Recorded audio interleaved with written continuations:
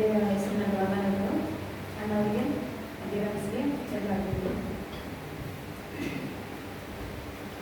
ಪ್ರೀತಿಯ ಸಹೋದರ ಹಾಗೂ ಸಹೋದರಿಯರಿಗೆ, ಈ ದಿನ ನಾವು ಧ್ಯಾನ ಮಾಡಿರುವಂಥ ದೇವರ ವಾಕ್ಯದ ಭಾಗವು ಯೇಸು ಸ್ವಾಮಿ ಶಿಲುಬೆ ಮೇಲೆ ನುಡಿದಂಥ 7 ಮಾತುಗಳಲ್ಲಿ 3ನೇ ಮಾತನ್ನು ನಾವು ಇವತ್ತು ಧ್ಯಾನಿಸ್ತಾ ಇದ್ದೇವೆ.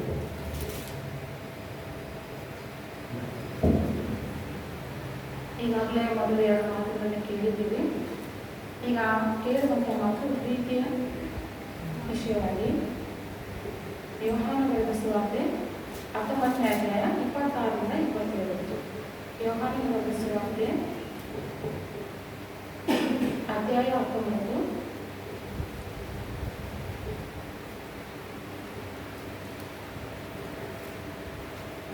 ವಚನಗಳು 26 ಮತ್ತು 27. ನಾವು 25ರಿಂದ ಹೋಗೋಣ.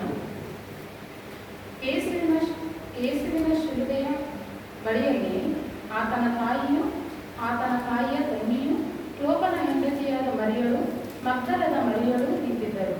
ಯೇಸು ತನ್ನ ತಾಯಿಯನ್ನು ಹತ್ತಿರದಲ್ಲಿ ನಿಂತಿದ್ದ ತನ್ನ ಪ್ರೀತಿಯ ಶಿಷ್ಯನನ್ನು ನೋಡಿ ತಾಯಿಗೆ, ಅಮ್ಮ, ಇಗೋ ನಿನ್ನ ಮಗನು ಎಂದು ಹೇಳಿದನು. ತರುವಾಯ ಆ ಶಿಷ್ಯನಿಗೆ, ಇಗೋ ನಿನ್ನ ತಾಯಿ ಎಂದು ಹೇಳಿದರು.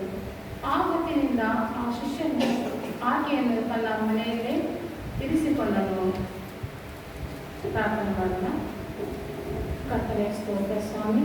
ಈ ಸಮಯದಲ್ಲಿ ಕರ್ತನೆ, ನೀವು ನುಡಿದಂಥ 7 ಮಾತುಗಳಲ್ಲಿ ನೀವು ಮಾತಾಡುವಂಥ ಕರ್ತನೆ, ಜವಾಬ್ದಾರಿಯಾದ ಮಾತು, ಪ್ರೀತಿಯನ್ನು ತೋರಿಸುವಂಥ ಮಾತು ಕರ್ತನೆ. ಎಸೆಯ ಈ ಮಾತುಗಳು ಕರ್ತನೆ ಸ್ವಾಮಿ, ನಮ್ಮ ಮಾತುಗಳ ಕರ್ತನೆ ನಿನ್ನ ಮಾತಾಡಿದರೆ ಕರ್ತನೆ, ನಾವೆಲ್ಲ ಕರ್ತನೆ ಸ್ವಾಮಿ ನೀವೇ ಮಹಿಮೆ ಹೊಂದಿದ್ದೇವೆ ಸ್ವಾಮಿ. ಈ ಪ್ರಾರ್ಥನೆ ಈ ವಾಕ್ಯವನ್ನು ಆಶೀರ್ವಾದ ಮಾಡಬೇಕಾಗಿ ಬೇಡಿಕೊಂಡಿದ್ದೇವೆ ಕರ್ತನೆ. ಆಮೇಲೆ ಈ ತಾನೇ ನಾವು ಯೋಹಾನ ಬರೆದ ಸುವಾರ್ತೆಯಲ್ಲಿ ನಾವು 25ರಿಂದ 27 ವಚನದವರೆಗೆ ನಾವು ನೋಡಿದ ಹಾಗೆ ಅಲ್ಲಿ ಯಾರ್ಯಾರು ಇರ್ತಾರೆ, ಯೇಸು ಸ್ವಾಮಿ ಶಿಲುಬೆಯಲ್ಲಿ ಜಡಿಯಲ್ಪಟ್ಟಾಗ ಆತನ ಮೈ ಮೇಲೆ ಇರುವಂಥ ಗಾಯಗಳು, ಆತನಿಗೆ ಇಟ್ಟಂಥ ಕಿರೀಟ, ಆತನ ಅನುಭವಿಸುತ್ತಿರುವಂಥ ನೋವು ಬಹಳ ಹೆಚ್ಚಿದ್ದರೂ ಸಹ ಆ ಸಮಯದಲ್ಲಿ ಯೇಸು ಸ್ವಾಮಿ ತಾಯಿ ವಿಷಯದಲ್ಲಿ ಎಷ್ಟೋ ಕಾಳಜಿಯನ್ನು ವಹಿಸಿಬಿಟ್ಟು ತಾಯಿ ಬಗ್ಗೆ ಪಕ್ಕದಲ್ಲಿ ನಿಂತಿರುವಂಥ ಯೋಹಾನನಂತೆ, ಯೋಹಾನ ತನ್ನ ಪ್ರೀತಿಯ ಶಿಷ್ಯ, ಯೋಹಾನನ ಬರೆದ ಸುವಾರ್ತೆ, ಯೋಹಾನನ ಬರೆದ ಪತ್ರಿಕೆ, ಯೋಹಾನನ ಬರೆದ 2ನೇ ಪತ್ರಿಕೆ ಮತ್ತು ಪ್ರಕಟಣೆ, ಈಗ ಬರೆದಂಥ ವ್ಯಕ್ತಿನೇ ಯೋಹಾನ ಆಗಿರ್ತಾನೆ. ಈ ಯೋಹಾನನಿಗೆ ತನ್ನ ತಾಯಿಯನ್ನು ಒಪ್ಪಿಸಿಕೊಡುವಂಥ ಒಂದು ಅದ್ಭುತವಾದ ಜವಾಬ್ದಾರಿಯನ್ನು ನಾವು ನೋಡ್ತೇವೆ. ಅಲ್ಲಿ ಶತಾಧಿಪತಿಗಳು ಇದ್ರು, ದುಷ್ಕರ್ಮಿಗಳು ಇದ್ರು, ಮತ್ತೆ ಅಲ್ಲಿ ಆತನನ್ನು ದೂಷಿಸಿದಂಥ ಒಬ್ಬ 2 ದುಷ್ಕರ್ಮಿಗಳಲ್ಲಿ ಒಬ್ಬನು ಆತನನ್ನು ದೂಷಿಸಿದ. ಆಮೇಲೆ ಅಲ್ಲಿ ಬೇರೆ ಜನರೆಲ್ಲ ಇದ್ರು, ಸಿಪಾಯಿಗಳು, ಅಧಿಕಾರಿಗಳು ಎಲ್ಲರೂ ಇದ್ರು. ಎಲ್ಲರೂ ಇರುವಾಗ ಆತನಿಗೆ ಆತನ ಪಟ್ಟಂತ ನೋವು ಆತನಿಗೆ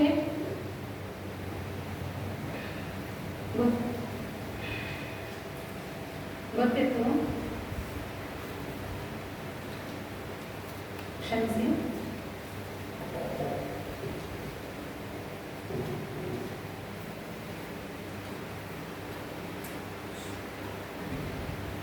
ಯೇಸು ಸ್ವಾಮಿಗೆ ಆಗಿದ್ದಂಥ ಶಿಕ್ಷೆ ಎಂಥದ್ದಾಗಿತ್ತಂದರೆ ಅದು ಬಹಳ ಕ್ರೂರವಾದದ್ದು, ಅವಮಾನಕರದಿಂದ ಕೂಡಿದಂಥದ್ದು, ಬಲು ಬಾಧೆಯಿಂದ ಕೂಡಿದಂಥ ಮರಣ ಶಿಕ್ಷೆ ಆಗಿತ್ತು. ಆ ಕಾಲದಲ್ಲಿ ಯೂದ ಪ್ರಾಂತದಲ್ಲಿ ರೋಮ ಸಾಮ್ರಾಜ್ಯ ಆಡಳಿತದಲ್ಲಿ ಈ ಶಿಕ್ಷೆ ಇತ್ತು. ಆದರೆ ರೋಮ ಸಾಮ್ರಾಜ್ಯದವರು ಆ ಶಿಕ್ಷೆಯನ್ನು ಆ ಸಾಮ್ರಾಜ್ಯದವರಿಗೆ ಕೊಡ್ತಾ ಇರಲಿಲ್ಲ. ಬದಲಾಗಿ ಯೇಸು ಸ್ವಾಮಿಗೆ ಆ ಶಿಕ್ಷೆಯನ್ನು ಕೊಡುವಂಥರ ಇದ್ರು. ಬೇರೆ ರೋಮ ಸಾಮ್ರಾಜ್ಯದಲ್ಲಿ ಇರುವಂಥ ಜನರಿಗೆ ಕೊಡಬೇಕಾದ್ರೆ ಯಾವ ರೀತಿ ಇರ್ತಿತ್ತು ಅಂದರೆ ಅವರಿಗೆ ಕಡಿಮೆ ಒಂದು ಬಾಧೆಯನ್ನು ಅನುಭವಿಸುವಂಥ ಶಿಕ್ಷೆ ಅವರಿಗೆ ಕೊಡ್ತಾ ಇದ್ರು. ಶಿರಕ್ಷೆಯನ್ನು ಮಾಡುವಂಥದ್ದು ಅಂದರೆ ಹಿಂದೆ ಸಾಯ್ಬೇಕು ಅವರು, ಆ ಥರ ಬಾಧೆಯನ್ನು ಅವರಿಗೆ ಕೊಡ್ತಾ ಇದ್ರು. ಯಾಕಂದರೆ ಇದು ಬಂದ್ಬಿಟ್ಟು ಈಗ ನಾವು ಯೇಸು ಸ್ವಾಮಿ ಅನುಭವಿಸ್ತಿರುವಂಥ ಬಾಧೆಗಳನ್ನು ನಾವು ನೋಡ್ತಾ ಇದ್ರೆ ಅದು ಚಳಿಯೇಟಿಗೆ ಮನುಷ್ಯರು ಸತ್ತಿರ್ತಾರೆ. ಅಷ್ಟು 39 ಚಳಿಯೇಟುಗಳನ್ನ. ಆ ಚಳಿ ಹೆಂಗಿತ್ತು ಅಂದ್ರೆ ಚಿಕ್ಕ ಚಿಕ್ಕ ಕೆಬ್ಬಣದ ಚೂರುಗಳು, ಚಾಪುಗಳು, ಅದಕ್ಕೆ ಅವರು ಫಿಕ್ಸ್ ಹಾಕಿರ್ತಾರೆ ಚಳಿಗೆ. ಅದನ್ನು ಒಂದು ಸಾರಿ ಹೊಡೆದ್ರೆ ಅದು ಮೈ ಮೇಲೆ ಹಾಕಿಕೊಂಡು ಚರ್ಮಕ್ಕೆ ಕಿತ್ತು ಬರುವಂಥ ಒಂದು ಇದು ಆಗಿತ್ತು. ಅದು ಆ ಥರ ಕಿತ್ತು ಬಂದಾಗ ರಕ್ತ ಸುರಿತಾ ಇತ್ತು,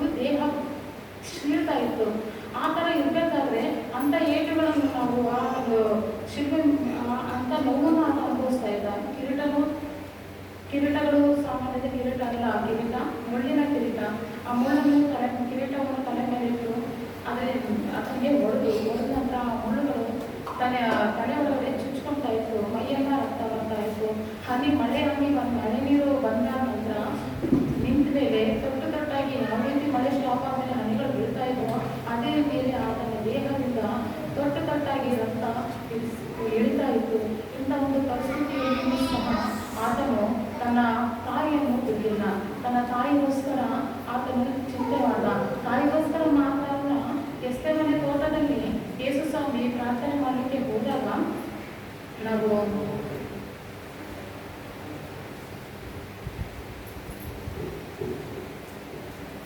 ಗೆತ್ಸೇಮನೆ ತೋಟದಲ್ಲಿ ನಾವು ಯೇಸು ಸ್ವಾಮಿ ಪ್ರಾರ್ಥನೆ ಮಾಡಲಿಕ್ಕೆ ಹೋದಾಗ ಮಾರ್ಕನ ಬರೆದ ಸುವಾರ್ತೆ 14ನೇ ಅಧ್ಯಾಯ 26ರಿಂದ ನಾವು ನೋಡ್ತೇವೆ.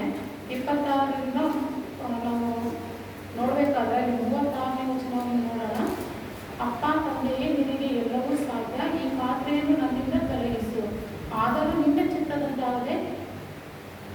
ನನ್ನ ಚಿತ್ತದಂತಾಗದೆ ನಿನ್ನ ಚಿತ್ತದಂತೆಯೇ ಆಗಲಿ ಅಂತಂದು ಆ ಪಾತ್ರೆಯನ್ನು ತೊಲಗಿಸುವಂತ ಯೇಸು ಸ್ವಾಮಿ ಹೇಳಿದಾಗ, ಯೇಸು ಸ್ವಾಮಿ ಆತ ದೇವಕುಮಾರ, ದೇವರ ಮಗ. ದೇವರು ಆತನನ್ನು ನಮ್ಮ ಪಾಪಗಳನ್ನು ಕ್ಷಮಿಸಲಿಕ್ಕಾಗಿ ಈ ಭೂಮಿಗೆ ನಮಗೋಸ್ಕರ ಆತನ ಮಗನನ್ನು ಕೊಟ್ಟ. ದೇವರ ಲೋಕದ ಮೇಲೆ ಎಷ್ಟೋ ಪ್ರೀತಿ ಇಟ್ಟು ತನ್ನ ಒಬ್ಬನೇ ಮಗನನ್ನು ಕೊಟ್ಟನು, ಆತನೇ ಯೇಸು ಕ್ರಿಸ್ತನು. ಆತನನ್ನು ಕೊಟ್ಟಾಗ ಆತನಿಗೆ ಈ ಪಾತ್ರೆಯಲ್ಲಿರುವಂಥದ್ದನ್ನ ಅಂದರೆ ಈ ಶಿಲುಬೆಯ ಒಂದು ಮರಣವನ್ನು ಆತನಿಗೆ ಅನುಭವಿಸಲಿಕ್ಕೆ ಕಷ್ಟ ಆಗ್ತಾ ಇತ್ತು. ದೇವರು ಪ್ರಾರ್ಥನೆ ಅಂತ ಹೇಳ್ಬಿಟ್ಟು ಗೆತ್ಸೇಮನೆ ತೋಟಕ್ಕೆ ಹೋಗಿ ಅಲ್ಲಿ ಪ್ರಾರ್ಥನೆ ಮಾಡ್ತಾ ಇದ್ದ.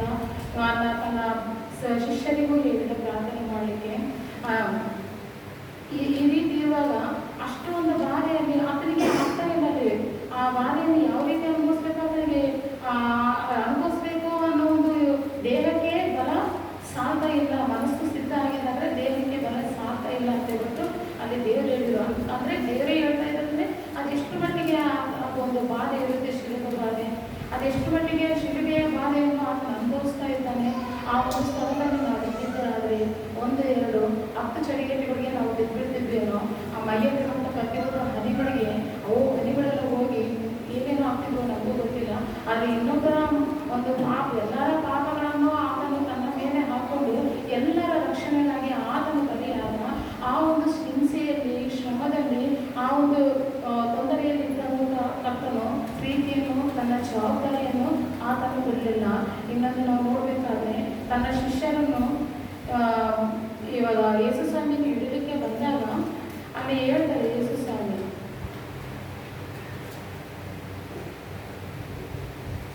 ಇವರನ್ನು ಬಿಡ್ರಿ. ಒಂದು ನಿಮಿಷ,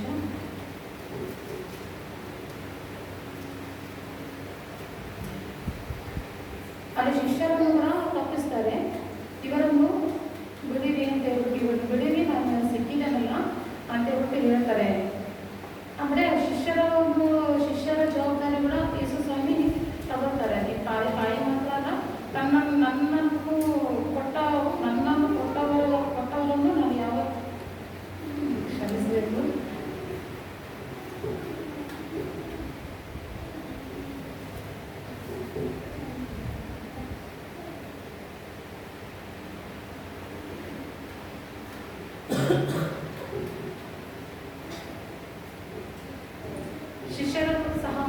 ಶಿಷ್ಯರನ್ನು ಸಹ ಆತನು ಬಿಡಿಸ್ತಾನೆ.